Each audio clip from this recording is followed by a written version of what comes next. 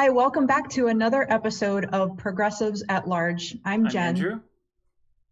Andrew, what are we talking about tonight? Well, Congress has just spent 4.2 trillion with the T dollars supposedly helping the American people. What's up with that? Yes.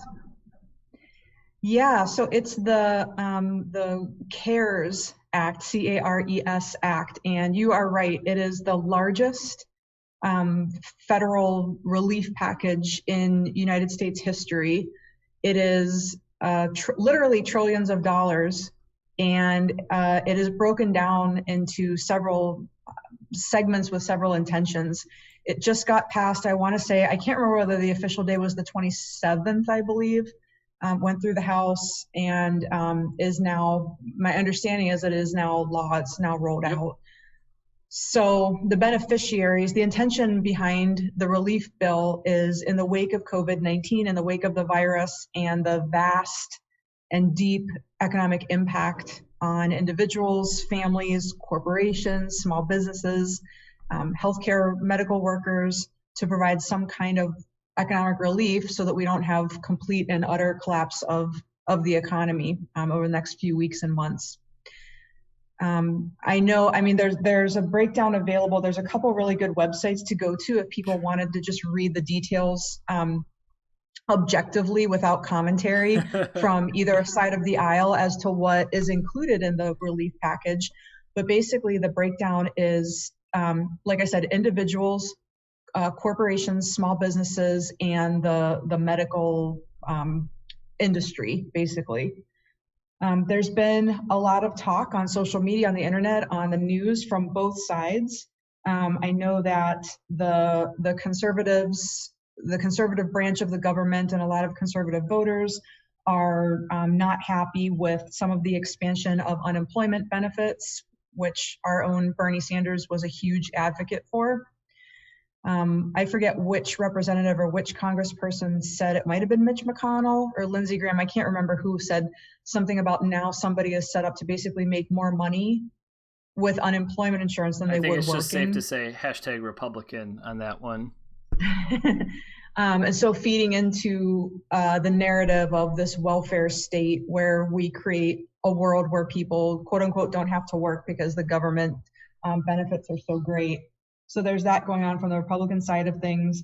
From the Democrat side, there's also some sniping about things that, like, I know that there was something in it about tax benefits for like wind and solar, companies that transition to wind and solar. Pelosi tried to get through, I don't think she made it in there, mandating that states make voting by mail available. So there were some sort of traditional Democratic liberal things that the Democrats tried to get in. And of course, the Republicans fought tooth and nail. Same went with the other side. So we did see that back and What forth. was the breakdown of the final financials? So it was 560 for individuals, and it was 550, I think, for major corporations. Of that, I got to bring up my numbers here, but there was a Billions. really, yeah, Billions. right, with a B. Yeah. Um, and there was a hefty sum that went to the airline industry, Five which was quite a bone fifty of billion contention. dollars. To the Yep. airlines. And Boeing got, I think, roughly 12 or 15 after they said we don't want it if we're going to get nationalized. Yeah, so I mean, I don't, I know I've seen a lot of commentary online and on social media about how not enough. Okay, yeah, so here's the breakdown. So for public health, 153.5 billion. This is the dollars that are supposed to go to, like the frontline medical workers, the medical industry. State and local governments about 340 billion. Individuals 560 billion, big corporations 500 billions, and then small businesses, and they're categorizing small businesses as under 500 employees. Not that there's anything wrong with that, it's just that that's a stipulation. Those So are pretty anybody under big 500 companies, if you employees. ask me, but what do I know? Yeah, I mean, compared to a mom and pop with like 5 to 10 Yeah. employees, I'd say it's maybe a mid-size I would offer. So, um, something if I can cut in here yeah, is so we have so when you're going through these numbers, roughly American taxpayers with this $1,200, you said that the $1,200 checks that's costing roughly $350 billion, give or take, is this $500 billion that they say it's going to corporations. It's actually 4.2 trillion. Why do we say that?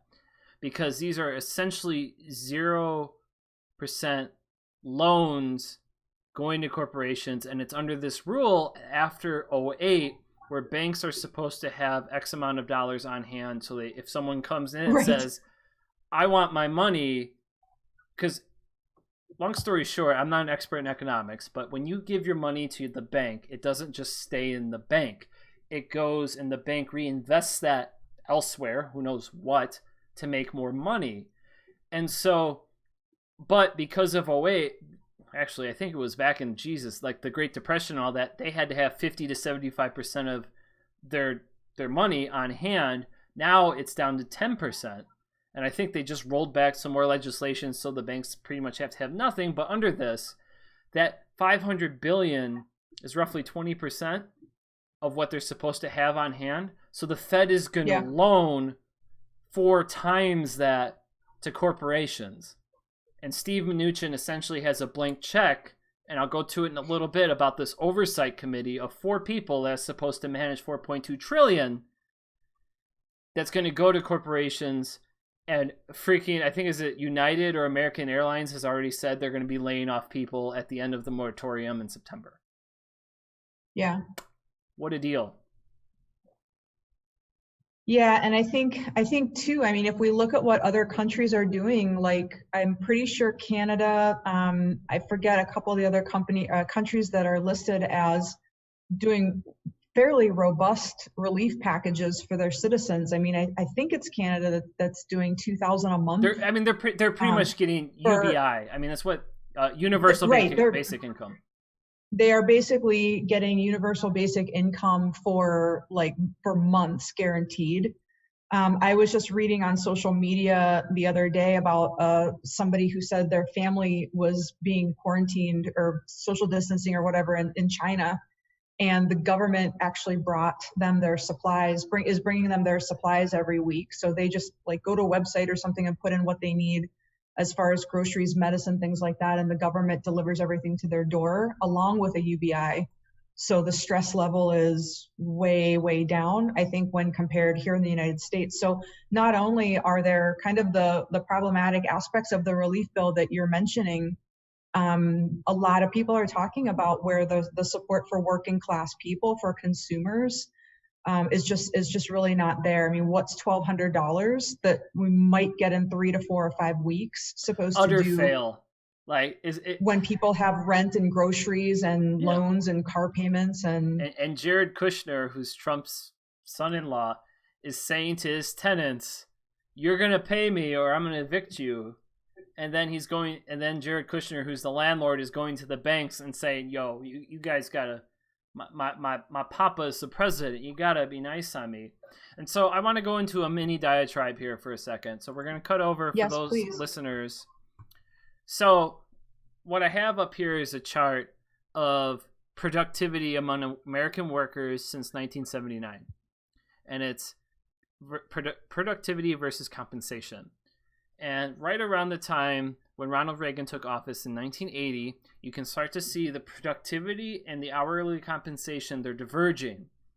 And so over time, the compensation versus the amount that the American worker produces has drastically changed. So right now, the American worker in 2020 is about 252% more productive than they were since in 1948. Meanwhile, our hourly compensation has only increased 115%. And since 1980, you can see, based on the chart, it's relatively flatlined. So American people are not making any more money. And so what is the result of this? Well, what was weird today is that we saw the stock market, after they passed this relief bill, has been skyrocketing. And no one really understands why. And it's just hilarious because we're living in this cloud world where for those that are listening, what I have up right now is the front page of CNBC from today. What's just utterly insane is the Dow Jones today finished, I think it shot up by like 700 points, about 3 to 4% increase. The Nasdaq and the S&P were all up, but the main page, roughly about 50% of their page, was coronavirus job losses could total 47 million. Unemployment rate may hit 32%, the Fed estimates. And so my concern with this is they're just pumping money, because the stock market, in all intents and purposes, is not a reflection of our real economy. What I am making, again, we're just average Joes. We work other jobs. Like, this is a side thing for us. Are going to pump money so all these rich gamblers in this casino capitalist economy can bet all this money on Wall Street to try to make some more gains, because what's going to happen is our money for our rent and our mortgages are due, what is today, March 30th? There's going to be no money. And the trickle up of, because how this usually works is then we pay our bank or our landlord, then the landlord spends that money on other stuff, and that trickles up, and then the banks invest this in all this stock market stuff. That money is going to be gone. So they have to keep pumping money into the system somewhere to keep the stock market going. And my thesis for this whole time is they just needed enough of us peasants alive to keep buying stuff. 70% of the American economy is consumption. I have to go to the store to buy stuff. And look at what's happened since we've stopped. I mean, we're already at 3.3 million people. It was a week ago, so 23rd said that they're unemployed. This system is not sustainable. And passing bullshit relief bills like this, where literally is here's a $1,200 check, shut up, and let the big boys take care of this. And I find that highly offensive. And keep in mind, too, and a lot of us are getting destroyed on Twitter about this, AOC, Alexandria Ocasio-Cortez, went up there in the House and said, this is a terrible, we're pillaging the American workforce. And Bernie went up there and like you had mentioned earlier, and was talking about, what was he fighting for? The unemployment benefits. And all that. Yeah. They all still voted for the bill. The correct political strategy on this is you say, no, I want two separate bills. I want the one to take care of the people, and then I want the one to take care of the business. And actually, you could probably put the small business in with the normal people, I would say, because those are average Joes you're helping out. And so they've stuffed this bill with so much stuff. It's 1,200 pages. It's impossible that you just put this in front of the congressman's desk, and then you expect them to read it in 24 hours and then vote on it. I don't get it, man. It's too much. Yeah, I think that, there's a number of things too going on. I think even from a more macro level is to the point about, I remember being in 9th grade and we had civics class, and my civics teacher, I remember giving this lesson saying, civics is about learning how to be a citizen. And this was a long time ago when I was in 9th grade. So the world was not even quite as corporate ruled and I think materialistic as we are now, possibly. And he said, we're really bad citizens in this country. We're really great consumers. Yeah. And he pointed out all the things that we will do, standing outside of stores, wrapping around the block in lines to get new gadgets. Black Friday, there are a lot of people that it's almost like a sport or a hobby, finding the best deals on consumer goods. And I don't put that down, because a lot of people's response for that is well, I have a budget, I have a family, I don't have a lot of money. And I get that, I understand that. But my point isn't that. My point is to understand that our mental framework through which we view our lives and how we exist in our society is really, it's very consumer driven. From the time we're born, we are consumers, even with Disney characters and buying stuff, corporate characters right on t-shirts and toys. It's very clever, the way that we are groomed to be consumers. And so if we look at a society now that's one of the most, populated, arguably powerful in the world, and when something like the COVID pandemic, when this happens to our country, it's not just where is our leadership in a time of crisis, but it's like, look at what we're left with. And I raise my hand and I include myself.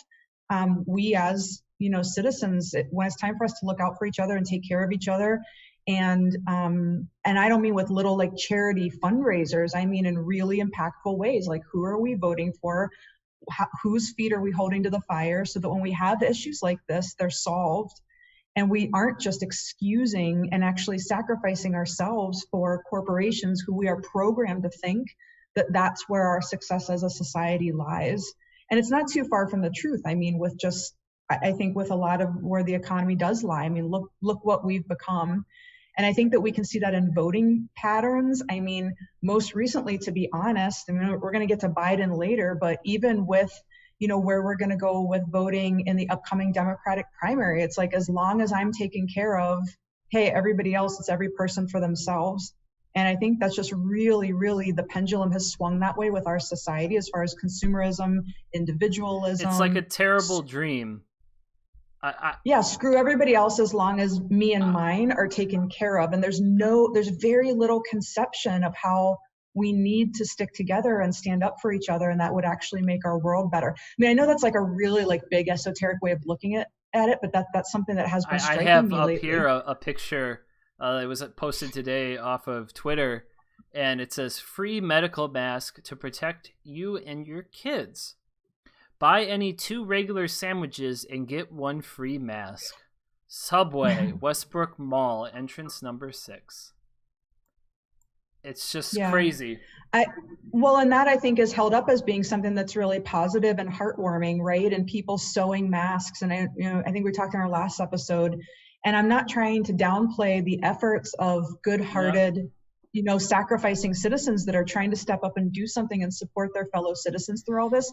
It's just, I wonder how many of those people, or of any of us, are really panning back and being like, wait, the fact that we have to have a fundraiser to get equipment for our nurses and medical workers, and in other like evil socialist countries with Medicare for all, they have, plenty of supplies. It's like, is anybody looking at this from a systemic? Yes, I have to say, not I'm reading really. Jonathan Joseph right now. He's the big guy with the Zeitgeist movement, and it's going into the next century.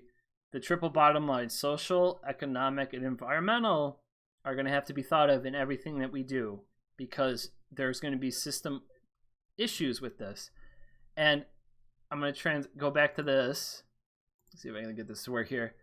This is a tragedy. It's a post from Twitter. It says, Nevada, a state in one of the richest countries in the world, has painted social distancing boxes on a concrete parking lot for the homeless to sleep in.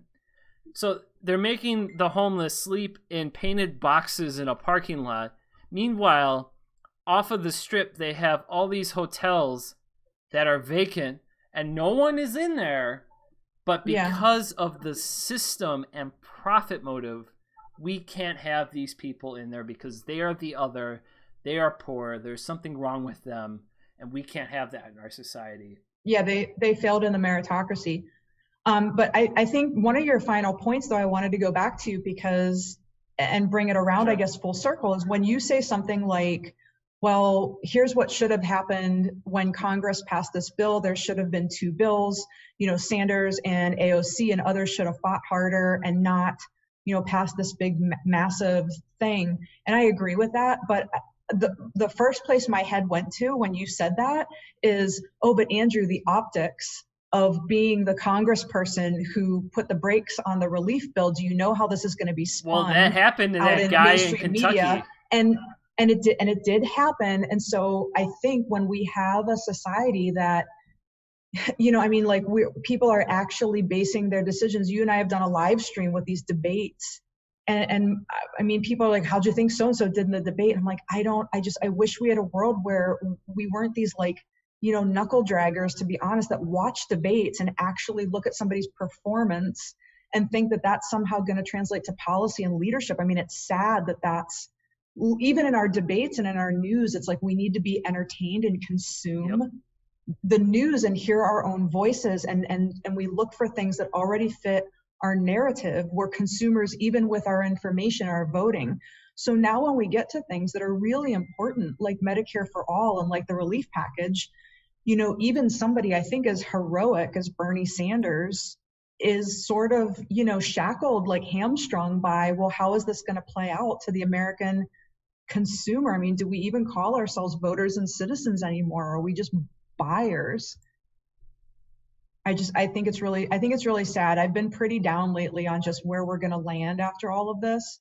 And I know you and I kind of had a back and forth on our last episode a little bit. You're far more hopeful than me about the American people. This And okay. I was having a similar conversation with somebody today about, where is this going to be a wake up call? Are people going to It finally has to understand be. Medicare for all?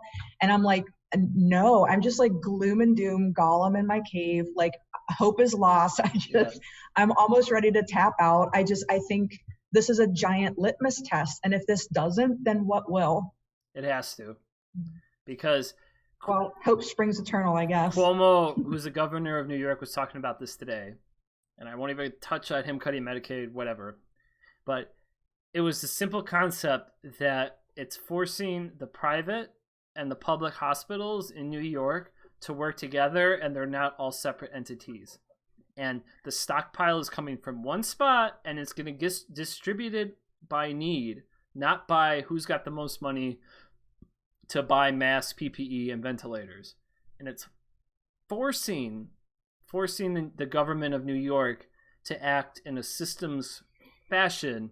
You could say it's communism. I don't believe so. It's just the way where it's taking the profit motive out of the situation, especially in health. Like, people should get health care, Medicare for all. We talk about this all the time on this channel. Yep. But it takes the profit out of it, and we have to deliver these resources in the most efficient manner that saves the most people, not in a way that generates the most profit. And I think if this expands across the country, this way of thinking, and people are going to realize, like, I'm getting, everyone say, they're going to get $1,200 check in the mail. Most people can't even pay a month's worth of rent with that. Right. And this entire economy is built off of debt. So they think, like, these people, like, no one can just buy, like, our microwave crapped out the other day. I had no idea microwaves were $300. I had to go into our savings account to get some money to pay for that. And we're lucky that we have the ability to do a $300 purchase like that.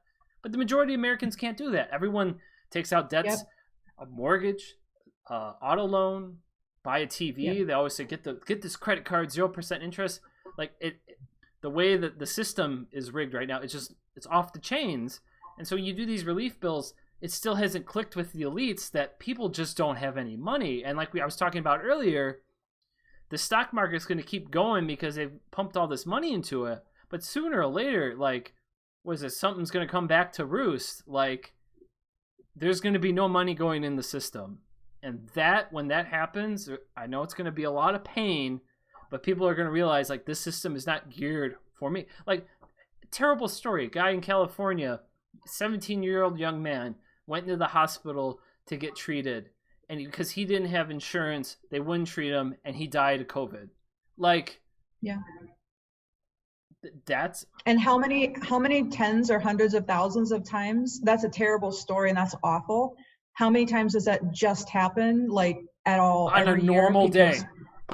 Because people can't afford to go and get care, or they have insurance and they're terrified of what the copays are going to be. Or, my husband and I, we have private individual insurance on the marketplace. And one of the reasons that I'm so, like, diligent about politics and following elections is because I'm acutely aware that depending on who wins elections is whether or not, in the coming years, pre-existing conditions are going to be covered. Yep. I mean, it's like, this is what we deal with on a regular basis. And, COVID and everything that we're seeing with the virus, I think is just turning up the volume on something that is already there. Yep. So, but I don't know. I don't know that people are, I don't know. I don't know that people are really going to see this as a systemic problem. I hope they do. But it's like that old parable of, like, I don't, something about like the fish. And in the end, the fish said, well, what is water? It's like, do we even understand that this reality that we live in, this for-profit healthcare system and this basically for-profit society that we have to benefit the mega rich and the huge corporations? I don't know if people understand anymore that there's another way to be. I think that they think this is They just haven't been air. given the option yet to say, oh, there's another way. And I think there's some mechanisms which personally I'm working on that we'll see. I know there's plenty of other people across the country looking at this, but we'll see what happens with that. Yeah, I have great hope for the youth. I really do. Like our younger generations, it's like if it wasn't for you guys and the Gen Zers, like I would just be, I don't Well, know, Gen walking X off has into the always been pretty distance. good. Well, Gen X, we can be swayed, right? We can Yeah, be that's swayed. We're true. seeing who has the better deal. Like I personally am just like putting all my eggs in the millennial Gen Z basket. There's other of us that are like, Yeah. in line with the boomers. So, but yeah, I'm with you. When the pitchforks and torches come, please put in a Okay. good word for me. So as we wind down, I think it's fair to say call to action. I'll go first, unless you got any final thoughts. Yep. Is No, go for it. two things. Number one, if you have a 3D printer, I got a buddy of mine who's an engineer, and he's 3D printing. I'm not an engineer, but there's like these pieces that go into the ventilators that break a lot, and you can 3D print these and ship these to hospitals. It's like a flange that goes into the tube that the tubes connect to, and so it looks like there's going to be a shortage of those. So please, like, I can't specify what one's correct, whatever. I'm sure there's plenty of information online, but look into that to do your part. Also, sewing masks. I don't know if it was today or if it's coming up. The CDC is going to mandate that everyone wears masks. I don't know how that's going to work because there are no masks. And personally, I would rather give my mask to the healthcare professionals to make sure that they're still going and saving more lives than I ever could in a situation like this. So there's plenty of resources online for you to find how to sew or manufacture some masks in your home. And I'd recommend donating that to your local hospital or food bank. That's great. And my call to action is, I was speaking actually yesterday with a good friend of mine who's a registered nurse and just asking her for just, her feedback on what's happening. And she had a really good point. I mentioned that there are so many sources of information out there, and I think that just sort of muddies the water in an already chaotic situation. And she really recommended, the Surgeon General, I think his name is Fauci, I'm not sure his name. No, that's not the Surgeon General, National Disease Institute or whatever. But Fauci sounds, he's the smart one of the group. He's right. The guy who stood behind Trump and was kind of going like this. I can't. Yeah, his last name was like Fauci, I think. Yep. Yeah, she was saying that she's done a lot of research on him, and basically whatever he's saying, she really just strongly recommends that people go by his guidelines and read his briefings and listen to what he has to say and take his recommendations in all of this. And also, of course, the CDC, the Center for Disease Control, and the World Health Organization. If people can, I think, just stay to these trusted sources for information, that's also going to bring down some of the anxiety level and get us all on the same page with how to move forward in this situation.